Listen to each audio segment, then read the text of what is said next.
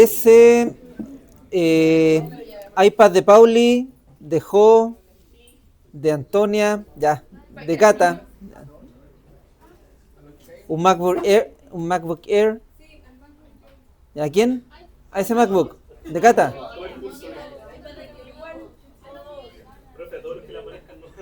No, al que le llegó lo comparte por WhatsApp. Ya. No, si no me voy a demorar mucho, que me aparece todo el mundo acá y no sé si lo puedo. Ah, sí puedo. Lo tenemos.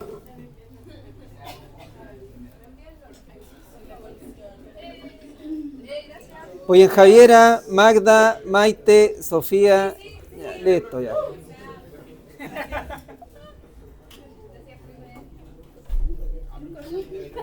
Ya, me aburrí. Listo.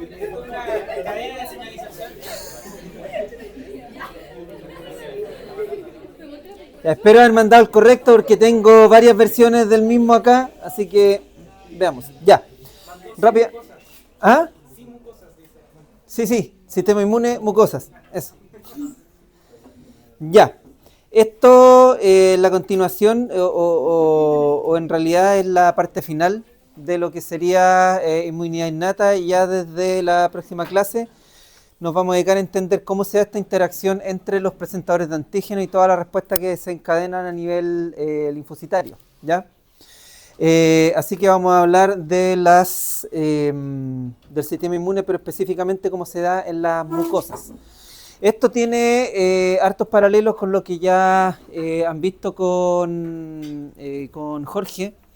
Yo les voy a ir preguntando en caso de que sea necesario pasar algo rápido porque ya lo vieron, pero nos vamos a focalizar en dónde están aquellas diferencias o dónde hay que hacer algunas precisiones de cosas que suceden solamente en las mucosas y que no van a suceder en otros tejidos del organismo. Habíamos dicho que el sistema inmune de las mucosas está formado por una serie de tejidos, ¿ya? Por órganos, como dice ahí, que están asociados a distintos epitelios mucosos. Ya todo esto son los que nosotros denominamos los MALT en general, que podría estar asociado, por ejemplo, al tracto urogenital, al tracto gastrointestinal, al tracto respiratorio principalmente, pero también a algunas glándulas, ya como por ejemplo las glándulas salival, la glándula lagrimal o la misma glándula mamaria, ¿ya? Todos estos tejidos tienen ya una red de tejido linfoide que está interactuando íntimamente y que es absolutamente fundamental para poder proteger inicialmente ante algún agente extraño. Ya no vamos a entrar más en detalle. Pero no todos los tejidos epiteliales son iguales y eso ustedes me imagino que lo saben, supongo que mejor que yo. Han estudiado mucha más anatomía o histología que yo probablemente. Pero de acuerdo a lo que viene en la imagen, a ver qué diferencia hay entre un epitelio, por ejemplo, de intestinal y el epitelio de la piel. ¿Cuál es la gran diferencia? ¿Ah? ¿Una sola persona? ¿Ah? Bueno, aparte de que tienen una capa de queratina en la parte más exterior, pero incluso se diferencian al no tener la capa de queratina. ¿Ah? La disposición celular. Fíjense que no todos los epitelios tienen las mismas capas celulares. Tenemos desde los que tienen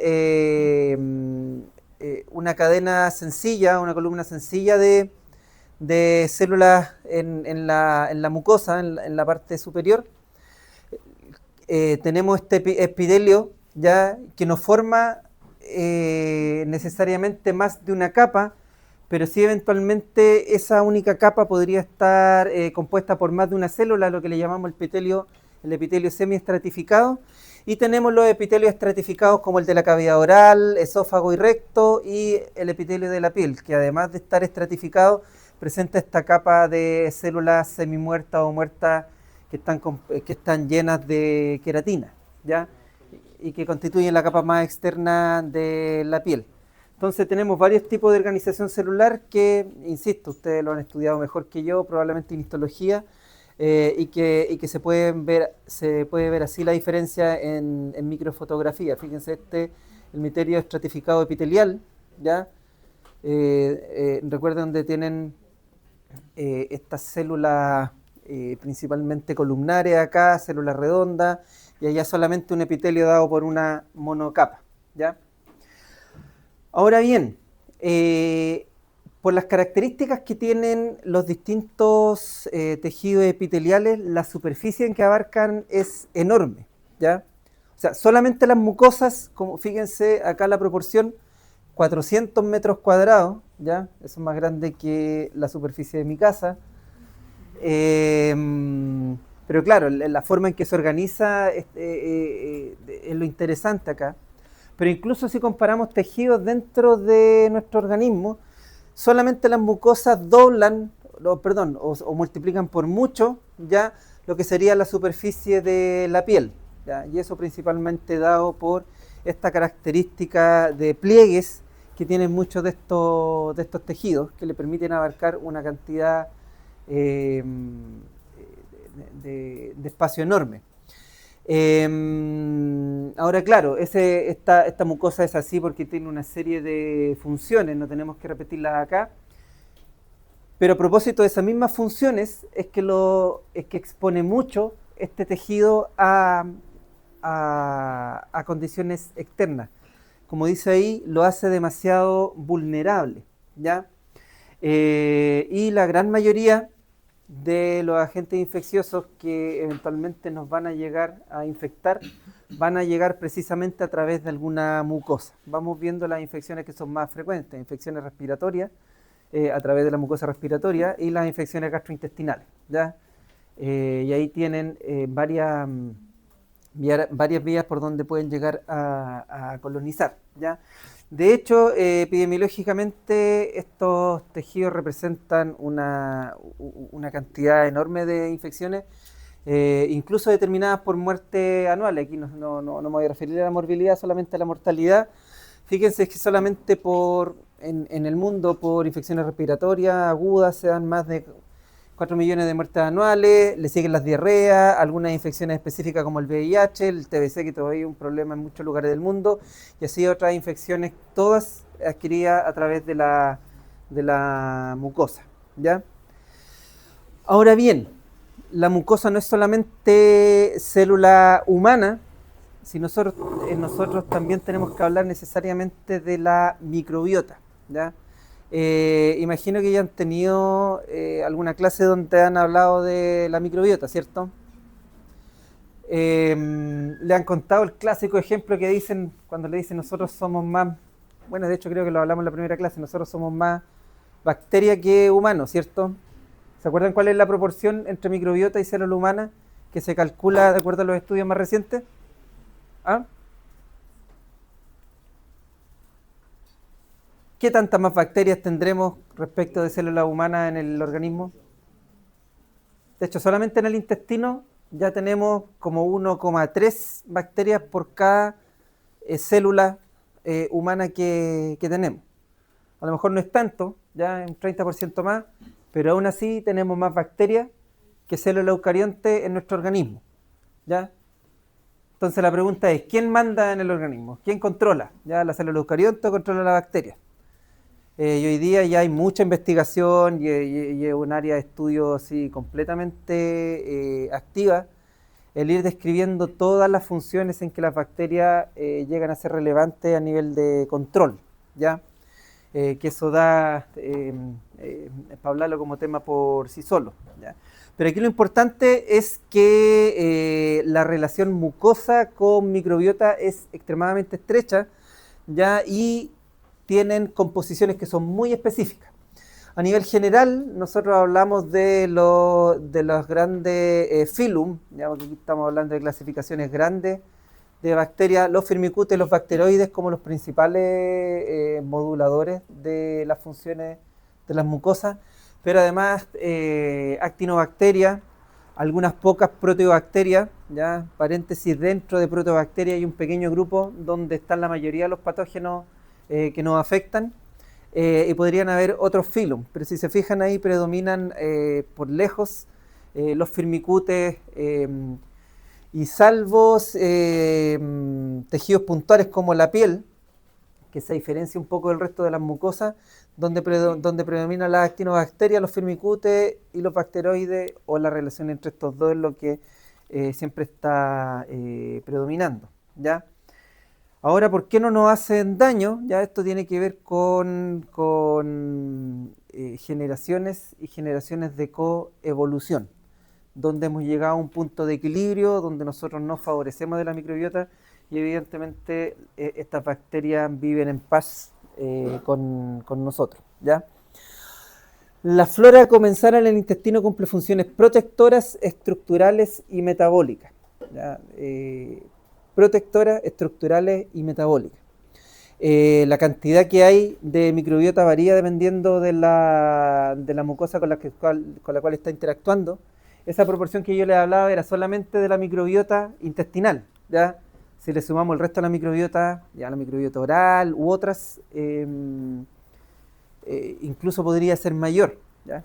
Y es tan relevante que fíjense que ciertos desequilibrios pueden llegar a producir enfermedades realmente graves, ¿ya? Hoy día se sabe, por ejemplo, que alteraciones de la microbiota oral, ¿ya? Producto, por ejemplo, de enfermedad periodontal, está estrechamente relacionada con enfermedades neurodegenerativas. Ya se demostró la asociación con Alzheimer, y así se está siguiendo, se siguen los estudios con otras enfermedades. Hay enfermedades agudas que tienen que ver con disbiosis. Ya vamos a ver el caso de la diarrea asociada a Clostridium difficile, y así otras, ¿ya? En un laboratorio donde trabajé yo por mucho tiempo se está investigando la relación que había con enfermedades cardiovasculares, producto de que había muchos mediadores inflamatorios que se producían producto de la disbiosis, y como esto pueden pasar a través de vesículas extracelulares a la circulación, generan un estado de inflamatorio permanente que termina repercutiendo sobre el endotelio vascular, por ejemplo, ¿ya? El efecto que tienen sobre nosotros es enorme. Fíjense esta proporción, las bacterias colónicas, ya solamente en el colon, representan el 60% de la masa fecal, ¿ya? En cuanto a cantidad de células que se están excretando, o sea, la cantidad de, el aporte de esta bacteria es enorme. Pero ¿cuáles son las principales funciones? Entre las protectoras, competencia. Ya yo me imagino que esto sí lo han visto en las clases anteriores, así que lo vamos a pasar rápido, ¿ya? Principalmente competencia por nutrientes, ¿cierto? O sea, si yo tengo una población acá compitiendo con esta de acá, ninguna se va a ver favorecida porque están permanentemente compitiendo por los pocos nutrientes que hay ahí. ¿Qué pasa si yo extingo esta? Esta va a tener la oportunidad de crecer, y al crecer se produce una disbiosis. Ese es el concepto de disbiosis que tenemos que manejar. Cuando alguna de estas poblaciones que nosotros tenemos acá crece en forma desproporcionada porque se le dieron las condiciones, ¿ya? Usted toma un antibiótico, barre con la microbiota oral, le da cabida a la Candida albicans para que pueda desarrollarse sin ningún problema, y se produce muguet oral. Pero eso no quiere decir que la cándida sea necesariamente un patógeno, es un endosimbionte que está en desequilibrio simplemente, ¿se fijan? Y así con otros. Pero no solamente eso, sino además directamente pueden producir factores antimicrobianos como cuáles, por ejemplo. ¿Sí? Hay otros que incluso son más directos, como las bacteriocinas, ¿ya? Que es un compuesto que mata a otra bacteria sin mediar ningún intermedio metabólico ni nada adicional, ¿ya?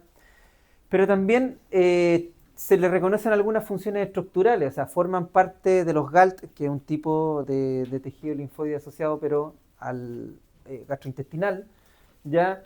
Fortifican la barrera natural y, esto es súper importante, promueven la secreción de inmunoglobulina A, que ayuda principalmente a controlar antígenos que estén interactuando con la superficie del epitelio, ¿ya? No hay que esperar, como aparece aquí el dibujo, no hay que esperar a que llegue un antígeno desfavorable para nuestro organismo, sino porque la IgA ya está produciéndose. ¿Por qué? Porque la microbiota está permanentemente estimulando su secreción, ¿ya? A niveles controlados, y de esa forma se logra esta función estructural. Pero además hay funciones metabólicas e inmunomoduladoras, y ahí hay muchas, ya las enfermedades que les mencionaba se relacionan principalmente con esto. No vamos a entrar en detalles, pero aquí hay una en particular que se podría destacar los ácidos grasos de cadena corta como factor promotor de tolerancia inmune, ¿ya?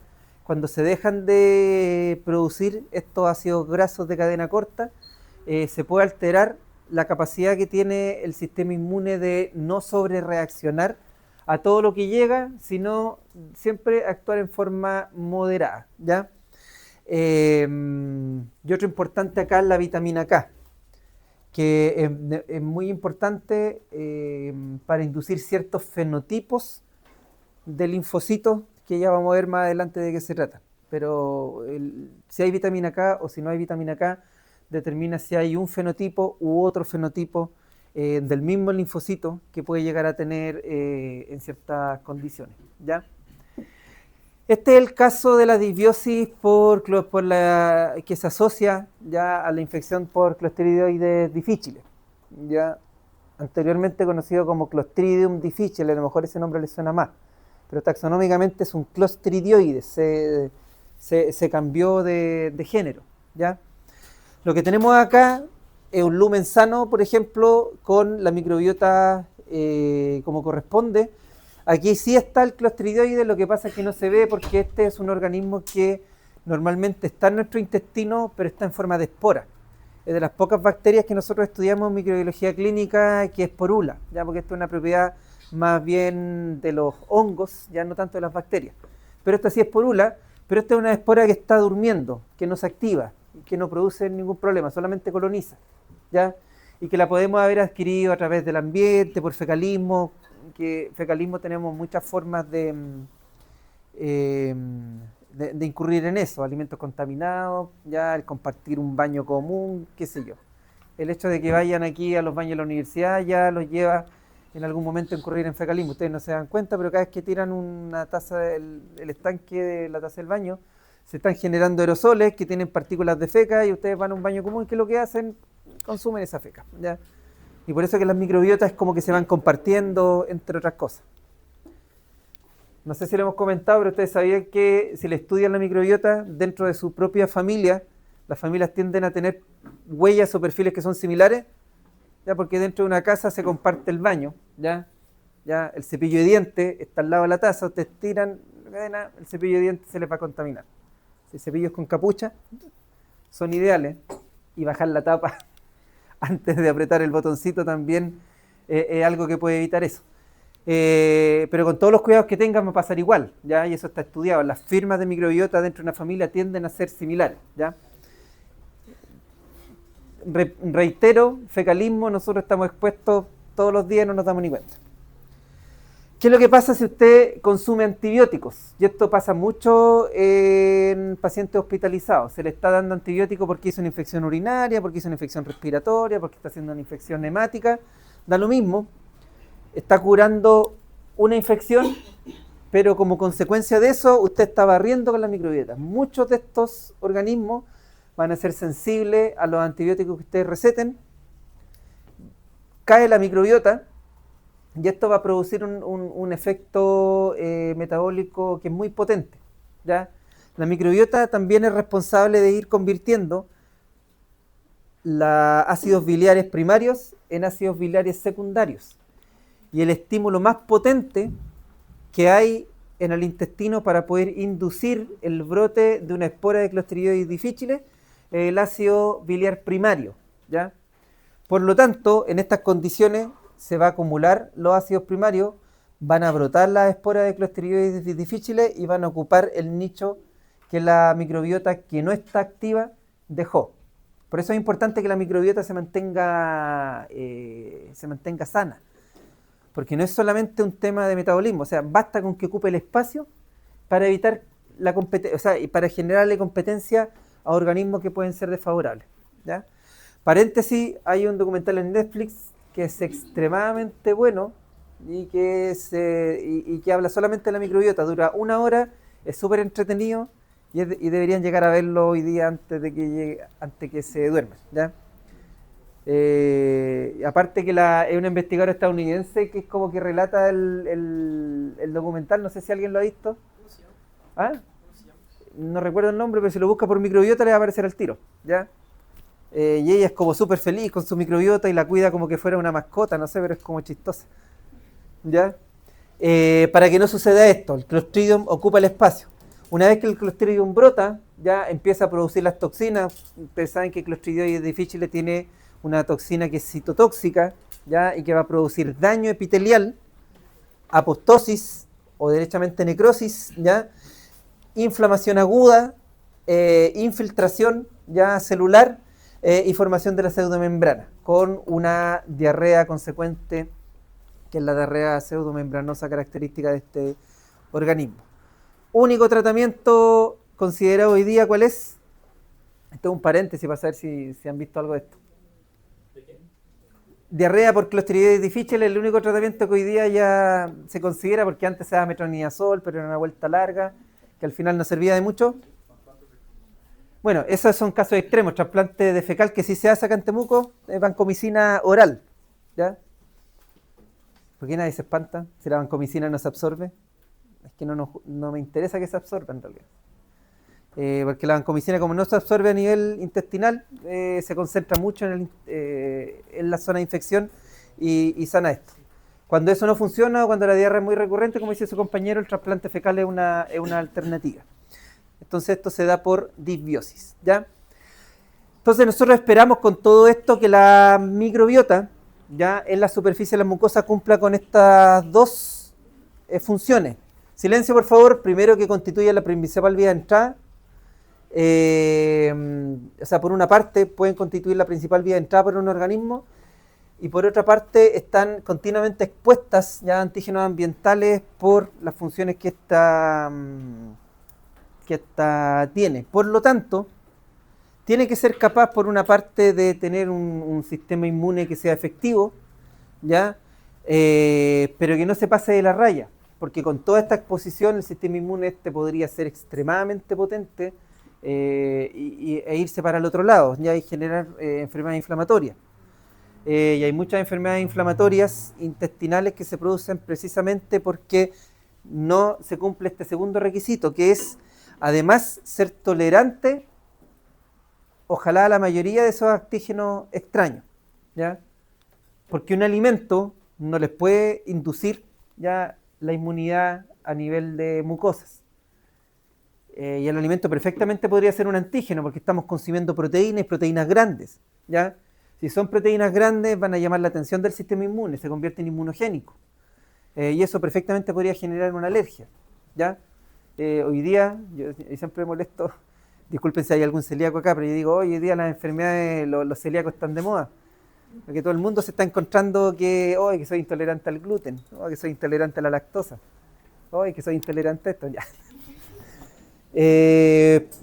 Pero algo tiene que estar pasando. O sea, algunos dicen, ¿saben qué? El consumo de alimentos ultraprocesados hace que nosotros no vayamos renomando la microbiota.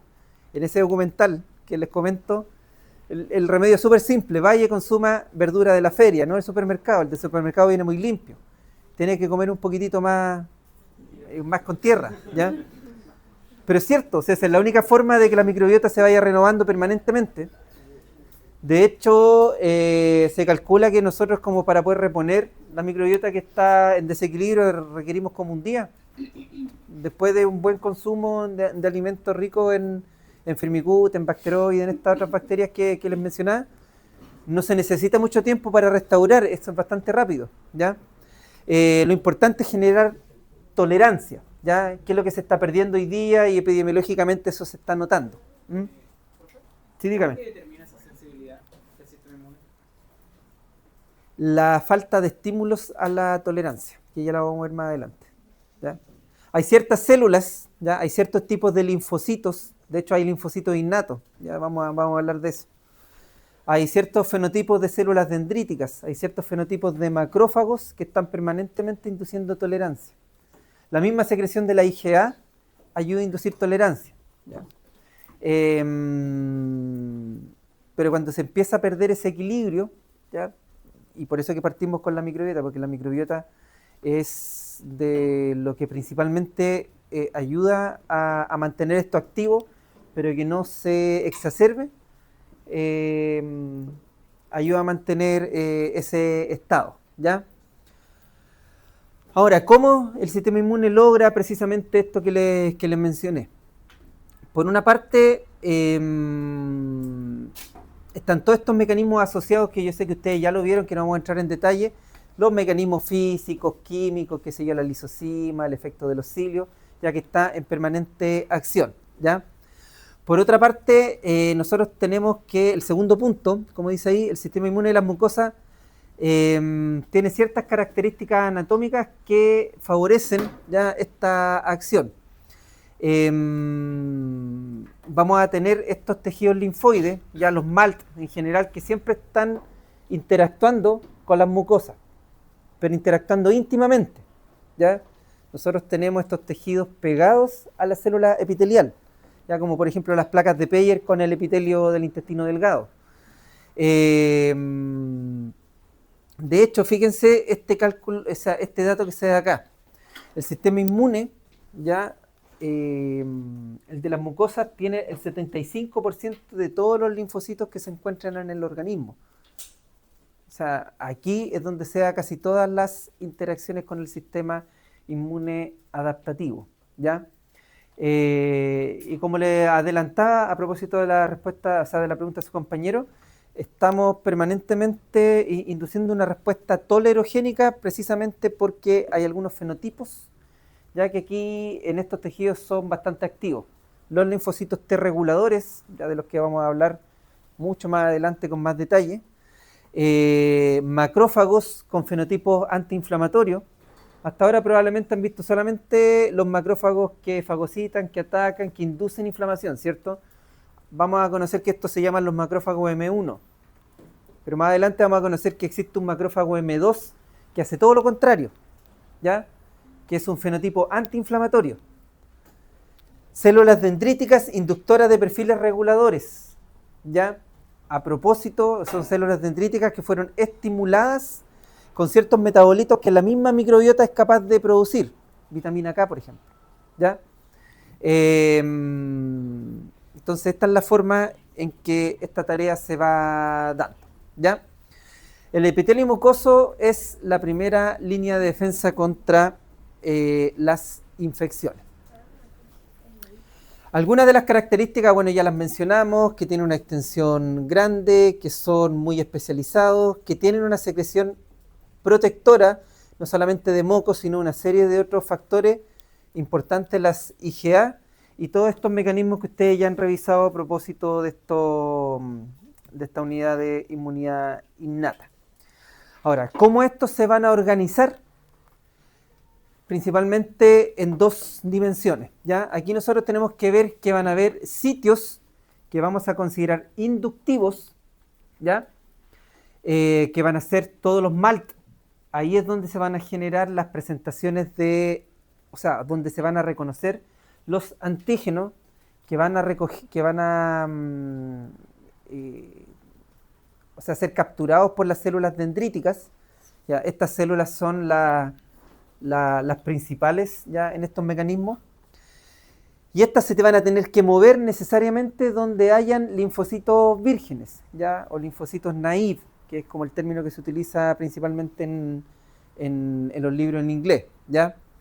Y esos sitios van a ser los sitios efectores donde se van a reclutar estos linfocitos, ¿ya? Donde van a ir estas células dendríticas a presentar sus antígenos. ¿Y cuáles van a ser estos sitios infectores? Distintas glándulas, salivales, nasales, lacrimal, bronquiales, las glándulas mamarias, el intestino delgado, el intestino grueso, el tracto urogenital, ¿ya? Entonces nosotros vamos a tener los MALT como los sitios inductivos y los tejidos a los que estos están asociados como los sitios efectores, ¿ya? Bueno, esta lámina menciona lo mismo que les mencioné antes, ¿ya? Ahora, ¿cuáles son los MALT? De los MALT más importantes, por supuesto, que el gastrointestinal, el más extenso, por lejos, ¿ya? El asociado a amígdalas, ¿ya? Y algunos otros de esta zona del organismo, y los asociados a tejido. ¿Ya? Pero como el tiempo es corto, ya, y la materia es mucha, nos vamos a focalizar solamente en el GALT, ya, por ser los tejidos más representativos, porque es el más estudiado, porque el ejemplo que se da casi siempre de los MALT, y es porque entendiendo cómo funciona el tejido linfóide asociado al aparato gastrointestinal, vamos a entender perfectamente cómo funciona el resto de los sistemas, ¿ya? Ahora bien, ¿cómo se mueven estos linfocitos? Ya, si teníamos un sitio inductor y si teníamos un sitio que era un efector, nosotros vamos a ver que habiéndose reconocido ya algún antígeno, miren, voy a partir del final. Si el efector era el tejido, pero necesariamente me tengo que ubicar en el mismo tejido, ya en este caso el epitelio intestinal, porque ahí es donde se va a presentar el antígeno. Aquí no solamente el epitelio, después viene la lámina propia, interacción con algunos ganglios linfáticos, pero aquí es donde se va a presentar el antígeno. Ya vamos a ver que esto después es un poquito más complejo, pero entendámoslo así por ahora. Habiéndose reconocido un antígeno, este se tiene que mover ya a su sitio inductor, que ahora sí vamos a los MALT, en este caso al GALT particularmente. Aquí es donde las células vírgenes o las células naive van a reconocer estos antígenos, se van a activar. Siempre en paralelo nosotros vamos a tener activación tanto de linfocitos B como de linfocitos T, ¿ya? Esto es súper aleatorio, pero funciona. Vamos a ver más adelante el cómo esto se da en detalle, pero créanme que siempre va a haber un linfocito B que va a ser capaz de reconocer ese antígeno y un linfocito T que va a reconocer ese mismo antígeno, ¿ya? Porque la variabilidad clonal que hay de este tipo de células es enorme. Siempre va a haber una que va a lograr reconocer. Y la respuesta adaptativa solamente se da si es que hay un B y hay un T que es capaz de reconocer el mismo antígeno. Habiéndose activado estas células, no vuelven al tejido directamente, ¿ya? Porque el tránsito es solamente hacia acá, ¿ya? Entonces, por vía linfática, estos van a ir y van a salir al ducto torácico, perdón. Y el ducto torácico, ¿dónde va a llevar estas células? ¿A la vena circular? Exacto, a la circulación sanguínea, ¿ya? Entonces estas células que están activas, en lugar de regresar inmediatamente al tejido, que podría haber sido lógico que si están aquí al lado, que se activen, que vuelvan por el mismo camino, ¿ya? Pero no lo hacen así. Salen a la circulación sanguínea y a través de la circulación sanguínea vuelven al sitio efector a ejercer su función. A través de la circulación sanguínea vuelven a este mismo tejido. La pregunta es, ¿cómo saben que habiéndose, porque miren la vuelta que se da, una célula que se activó con un antígeno va a ser capaz de volver vía circulación sanguínea al mismo lugar donde se reconoció ese antígeno? Y es porque precisamente las células dendríticas van a tener la capacidad de poner como ciertas marcas. Es como que le pusiesen una especie de GPS a la célula T para saber exactamente dónde tiene que volver posteriormente. Ya es un proceso que se llama homing, que lo vamos a ver también más adelante, ¿ya? Pero vamos entendiendo en detalle cómo se organiza a nivel local este sistema inmune, ¿ya? Este es el clásico esquema, ¿ya?, de una microvellosidad intestinal. Ya, si estamos viendo la placa de Peyer, sabemos que este es intestino delgado, donde vamos a tener el epitelio, la lámina propia y el vaso linfático, ¿ya? Eventualmente, bajo el epitelio vamos a encontrar una placa de Peyer que, de acuerdo a estos colores, vamos a ver cuál es la ubicación que van a tener los linfocitos que todavía no se activan, ¿ya? Principalmente vamos a tener linfocito T en las zonas azules, ¿ya?, en esta parte de acá, y unos folículos, unas islas donde se concentran los linfocitos B, ¿ya? Y aquí vamos a tener esta zona más verdosa que se llama el domo subepitelial. Pero no solamente estas, las placas de Peyer, sino a través del epitelio intestinal también vamos a encontrar estos folículos linfoides aislados, ¿ya? Que no son parte de la placa de Peyer, sino que también se pueden encontrar, como dice el nombre, en forma aislada a lo largo del intestino. Lo cierto es que en esa zona es donde se van a ir reconociendo los antígenos a través de un tipo celular que vamos a ver ahora más adelante, que son las células M, ¿ya? Miren, ahí está la diferencia entre, bueno, el esquema del linfonodo y el esquema de la placa de Peyer, partiendo por el lado de acá. Los antígenos en la superficie intestinal van a estar permanentemente siendo reconocidos o siendo censados a través de estas células M. Vamos a ver que esta célula M tiene una serie de características que ya la vamos a ver en detalle, pero tenemos que imaginarlo como eso, como una especie de célula que genera un control de calidad. Todo lo que circule por el intestino, en algún momento la célula M lo va a tomar y se lo va a pasar a presentar a las células dendríticas. Las células dendríticas van a pasar a activar linfocitos y los linfocitos se van a dar la vuelta larga, ¿ya? Van a salir por estas vías hacia estos linfonodos. En estos linfonodos también van a llegar a activar células B y células T. Nos vamos a mostrar más en detalles de eso, para después llegar a trabajar como linfocitos activos a esta misma región. O sea, el intestino no espera, y en general los mal, ya no solamente el gastrointestinal, sino todos los tejidos asociados a mucosa no van a estar esperando a que la infección suceda. Normalmente están adelantándose ya a ir reconociendo antígenos y tener células previamente activas para que uno de estos agentes no los pille de sorpresa.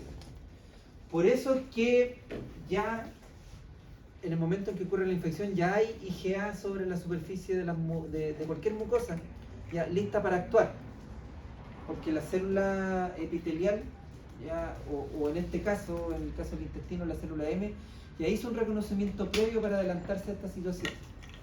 Ahora, ¿qué pasa con algunos patógenos primarios? ¿Qué sé yo? Salmonella, por ejemplo, que desarrollaron mecanismos específicos para engañar a la célula M y esperar a que en este control de calidad lo dejen pasar, y una vez que está acá, bloquea la acción de las células dendríticas y empieza a ejercer su función patogénica.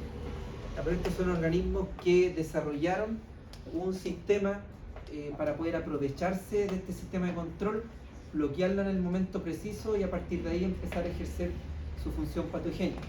Que es lo mismo que hace el Mycobacterium tuberculosis, como que dicen, mírenme, estoy aquí, viene el fagocito, lo fagocita, lo internaliza, y una vez que está dentro va a bloquear la fagocitosis, ¿ya? Y no deja que el macrófago termine de ejercer la función. Y ahí se queda tranquilito el Mycobacterium después generando daño, ¿ya? Preservando estas células para todo el resto, ya que son una proporción enormemente mayor, este tipo de control va a funcionar así. En el caso del intestino, fíjense que las placas de Peyer se encuentran acá en el intestino, se encuentran acá en el intestino delgado, ya con los tejidos linfoides aislados, pero ya a nivel de colon, ya, o en el intestino grueso, solamente vamos a encontrar estos folículos aislados. Ya no vamos a encontrar esta figura de la placa de Peyer, pero las funciones que ejercen son bastante similares, ¿ya? Ahora fíjense que la micrografía de la izquierda, que eso es un corte histológico marcado con anticuerpos fluorescentes, se puede ver precisamente que se da esto que está aquí. Hay una interacción muy íntima entre la capa de célula epitelial, en este caso representada por color azul o por un fluoróforo azul, respecto del centro germinal, ya, que es donde está la placa de Peyer. Ya la relación es bastante íntima. Y a todo este epitelio que está en la superficie ya de estos centros germinales se les denomina en conjunto los FAE, o son el epitelio ya asociado a estos folículos, que van a tener como ciertas funciones distinta del resto de los epitelios, partiendo por la función que ejerce la célula M en este control. Ahora sí, ¿qué características tiene la célula M? Ya, primero, no tiene una microvellosidad arriba. Por eso aquí siempre se representa como un sector más plano. Tenemos de microvellosidades y estas zonas que son un poco más llanas, ¿ya? Y por lo tanto tienen menos glicocálidos. Poseen profundas invaginaciones en su membrana, se diferencia mucho de las células que están a su lado. De hecho, se me olvidó mostrar acá, esto es una micrografía electrónica de lo que sería una célula M.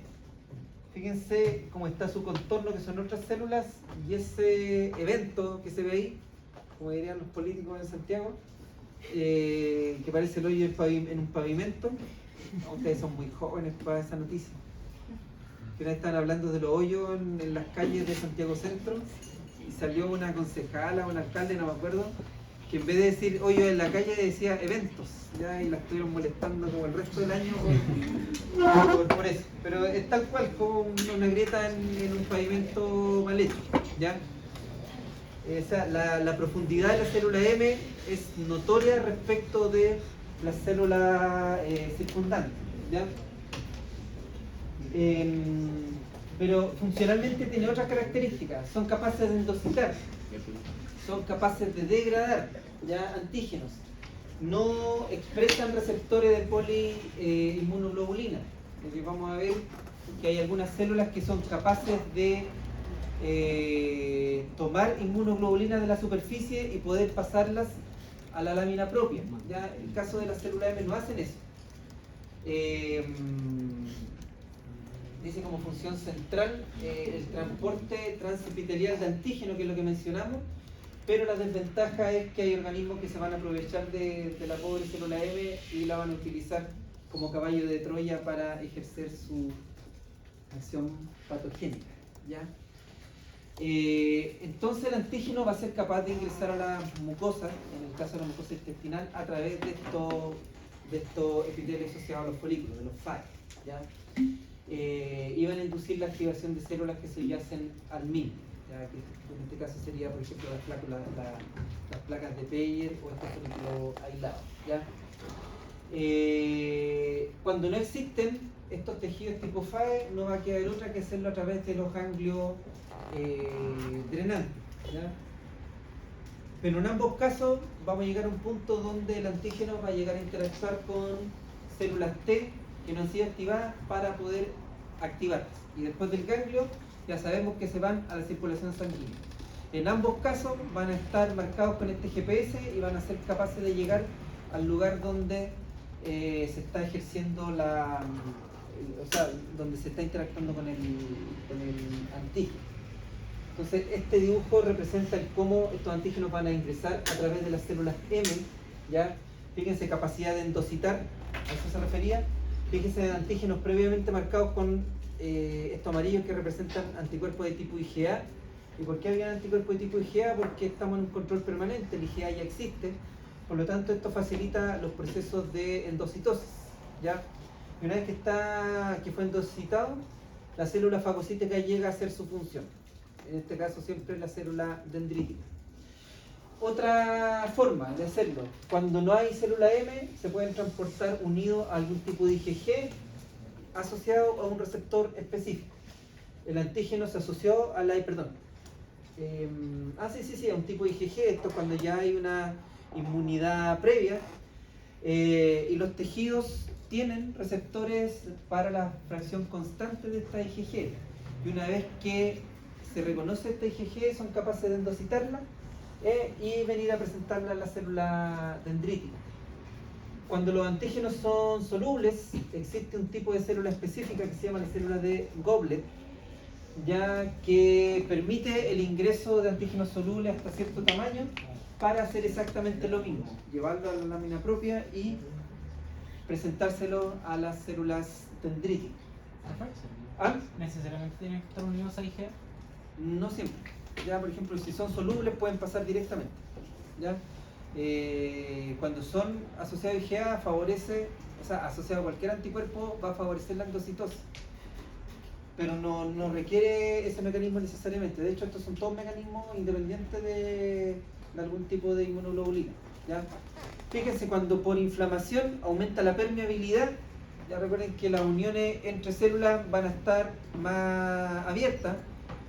Ya esto es algo mecánico, o sea, si se abre el espacio que hay entre dos células epiteliales, está dejando que el antígeno pueda ingresar directamente. Y si eso sucede, también va a ser reconocido.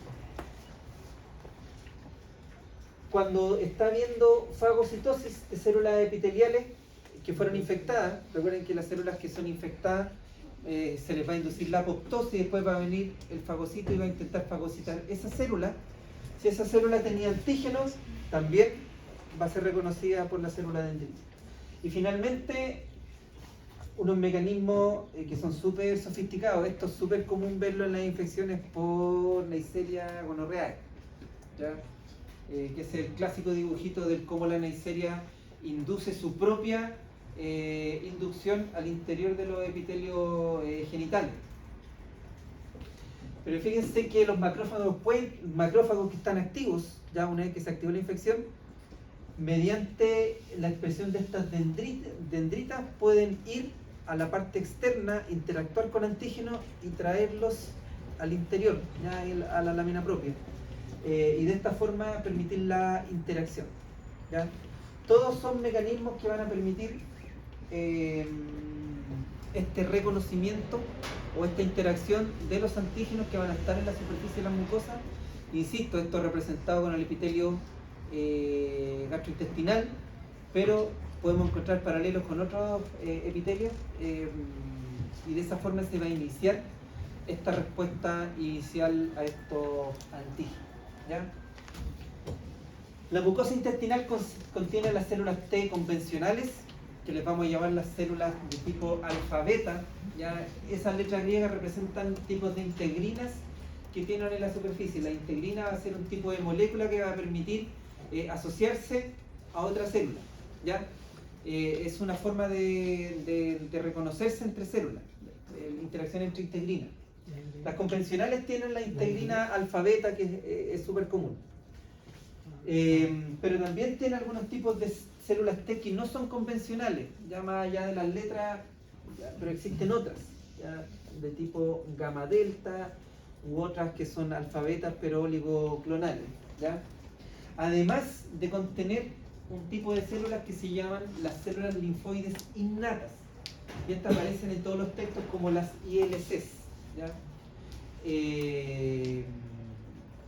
De hecho, ojo con eso porque, bueno, asociado a esta clase, yo le voy a decir, esta clase para estudiar, capítulo 14 del libro de Abbas, y estos son términos que se utilizan comúnmente en ese capítulo, ¿ya? Como dice aquí, cuyo rol es el mantenimiento y la defensa de la barrera epitelial. Fíjense esta micrografía electrónica que está ahí arriba, se puede ver claramente células columnares de un tipo de epitelio interactuando la célula epitelial con algunos tipos de linfocitos que son los que están coloreados de amarillo ya en esa micrografía. Ahora bien, de los linfocitos que son intraepiteliales, ¿ya?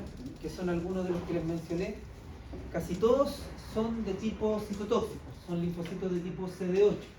O sea, estos linfocitos no están ahí para generar una respuesta que sea elegante, ya están ahí para destruir. Esos son linfocitos CD8, un linfocito que ataca de inmediato, ¿ya?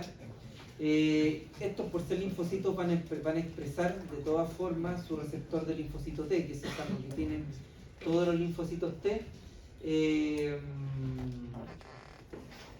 Bueno, y a propósito de las células de linfoide de tipo innata, ya estas sí van a tener un número más limitado. Ahora, ¿cuáles son las funciones que se le atribuyen a los linfocitos intraepiteliales? Algunas son las que tenemos acá.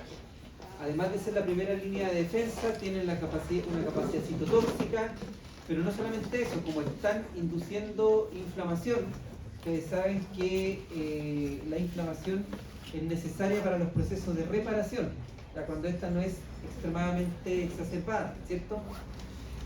Además secretan citoquinas, participan en la regulación homeostática de estos procesos, por supuesto induciendo también tolerancia, por ejemplo, a través de la secreción de interleucina 10, ¿ya? Ahora la particularidad que tienen estas células intraepiteliales es que están permanentemente moviéndose, están migrando, ¿ya? Y aquí se puede ver cómo se distribuyen, por ejemplo, a través de toda la superficie de una microvellosidad. Fíjense otra vez con marcador azul fluorescente el epitelio, la lámina propia en rojo, ¿ya? Y la célula linfocítica en verde. Ustedes pueden ver que se distribuyen a través de todas estas capas de la microvellosidad, ¿ya? Ahora se sugiere que van a tener un tipo de movimiento que es lateral, pero eso en realidad ya entra mucho en detalle.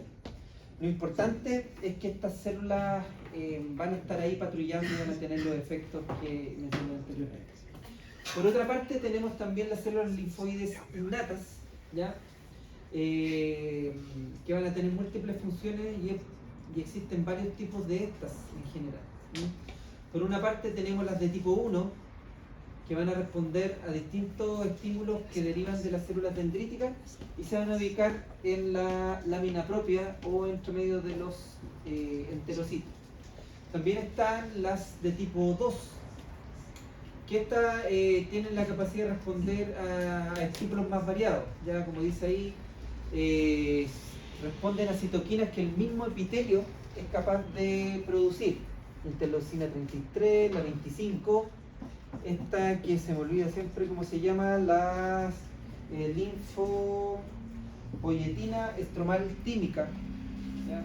Después van a poder ver en la presentación que les mandé que ahí hay algunas notas del orador que complementan lo que se menciona acá. Y también otros estímulos, qué sé yo, prostaglandina, leucotrieno, que son todos estímulos asociados a inflamación, ¿ya? Lo relevante de las ILC2 es que además secretan citoquinas similares a los linfocitos T helper 2. El linfocito T helper 2 es un fenotipo del linfocito CD4, ¿ya? T helper, que también tiene funciones inmunomoduladoras que tienden a apagar la respuesta inmune.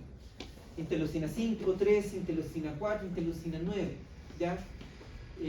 Mostrándonos las dos caras ya de la inmunidad solamente con este tipo de linfocitos, ya las que van a ayudar a activar una respuesta y la que en paralelo está ayudando a contenerla. Además van a haber unas de tipo 3, como dice ahí, las más abundantes en el tracto gastrointestinal, y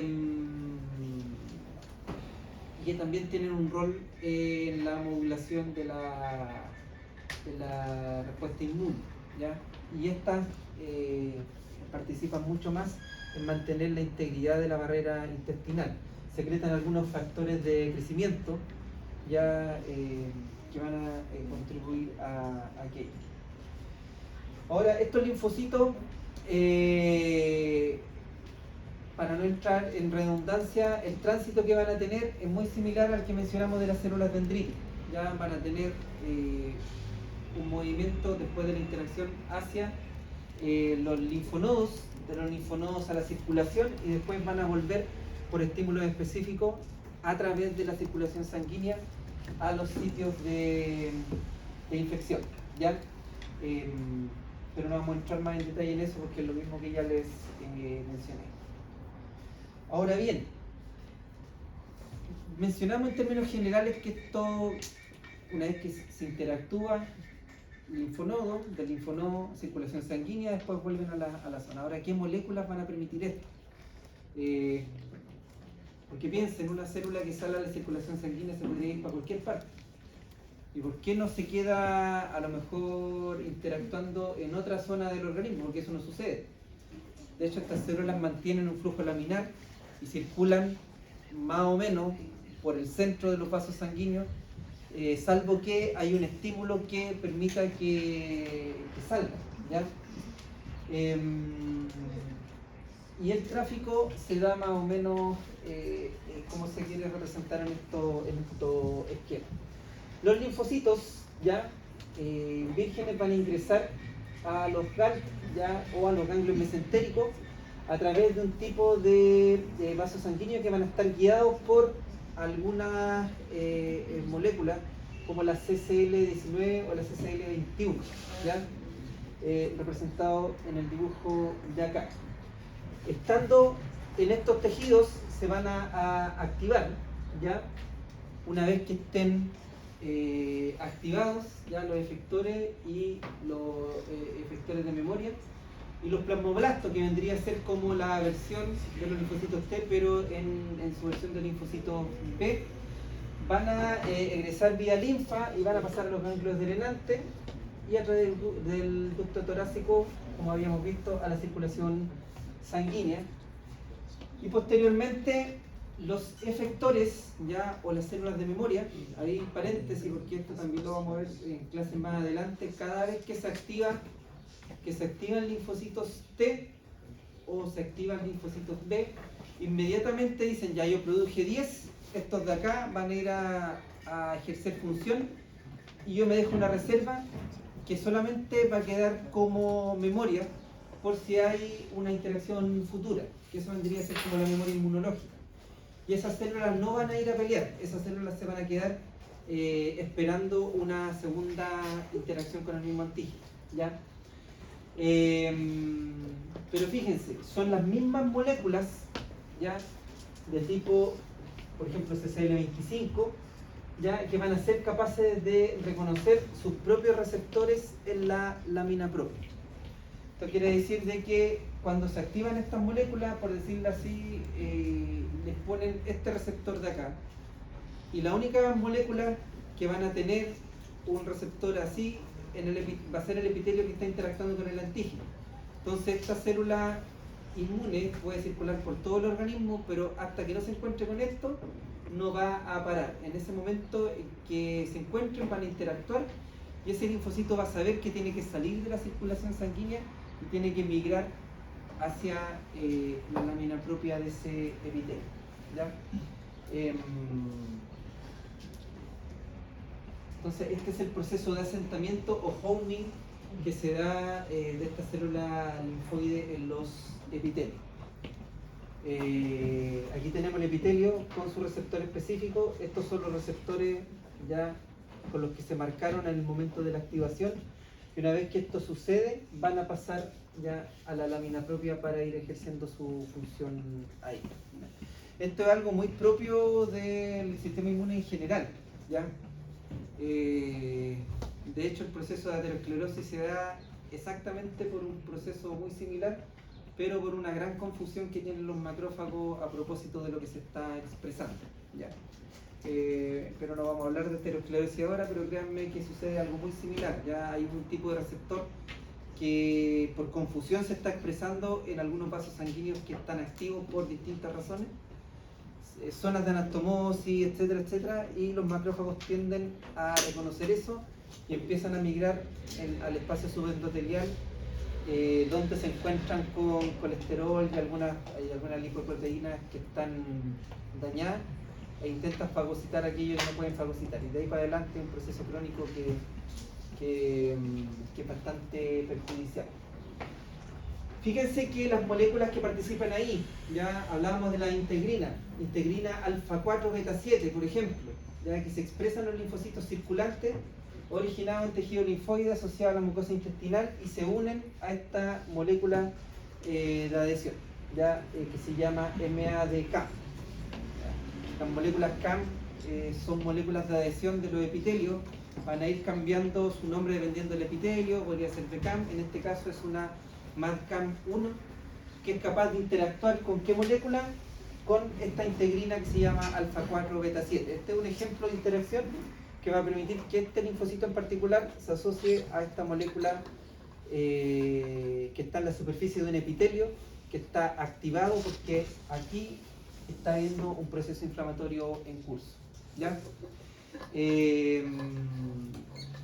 Dice, luego el linfocito emplea otro tipo de moléculas, ya que van a reconocer a otro tipo de moléculas, en este caso las CCR9 o 10, van a reconocer a las CCL respectivamente, para poder adherirse mediante una adherencia estable, porque eso es lo otro, no es solamente una interacción inicial, porque si no estas células empiezan a generar un proceso de Rowling. Cuando las adherencias no son lo suficientemente potentes, es como que las células se frenan, empiezan a rodar lento, pero no necesariamente van a parar, para que finalmente se asienten. Fíjense, interacción inicial mediante integrina, interacción final mediante esta combinación de CCR reconociendo a las CCL, ¿ya? No me pidan el nombre completo de estas moléculas de interacción porque se me olvidan, ¿ya? Pero tiene que ser una quimioquina de algo. La cosa que tenemos esos pares que son capaces de conjugar. Y finalmente va a haber otro tipo de... esto sucede ya en intestino grueso e intestino delgado, ¿ya? Pero si esto se diera en espacios intraepiteliales, van a haber otro tipo de moléculas de adhesión que se expresan particularmente en espacios intraepiteliales. Recuerden que esto también se podría dar en moléculas donde la permeabilidad está aumentada, y eso también va a favorecer el tránsito de estos linfocitos ya activos a los espacios donde tienen que ejercer su función, ¿ya? ¿Qué hora es? 7:40. Ya.